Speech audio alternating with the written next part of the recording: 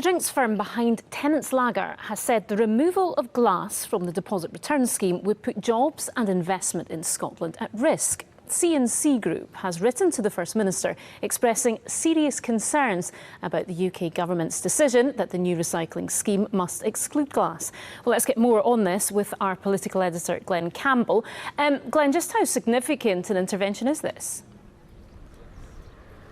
Yeah, I think this is an important intervention from C&C Group. They support deposit return in principle. I think their preference would be for a UK-wide scheme, but they were content to go along with the Scottish Government's proposals as long as they included aluminium, plastic and glass. But now that the UK government has given conditional approval for Scotland to become the first part of the UK to bring in deposit return on condition that glass is excluded, that changes the calculation, because C&C Group say that it means brands like Tennents Lager would be at a significant competitive disadvantage, because the can would have a 20p deposit charge applied at the point of purchase that would not apply to bottled beers like Heineken or Budweiser.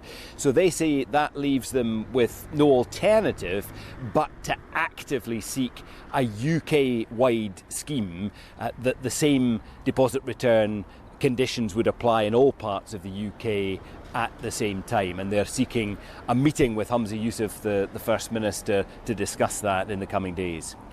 So, Glenn, what next then for the delivery of this scheme in general? Because it's been a pretty troubled start, hasn't it? Yeah, the First Minister's been talking about this today. He says that the Scottish Government faces a stark choice, whether to go ahead with a deposit return scheme in Scotland more limited than they would have liked in March next year, or not, to scrap the scheme and wait for a UK-wide approach, with the UK government proposing to bring in a scheme in England in October 2025. It's not a position they want to be in, but they are hearing messages from brewers like the C&C Group suggesting that Scottish brands would be put at a disadvantage, and a similar position has already been expressed by the British Soft Drinks Association, which also prefers strongly the idea of a UK-wide scheme.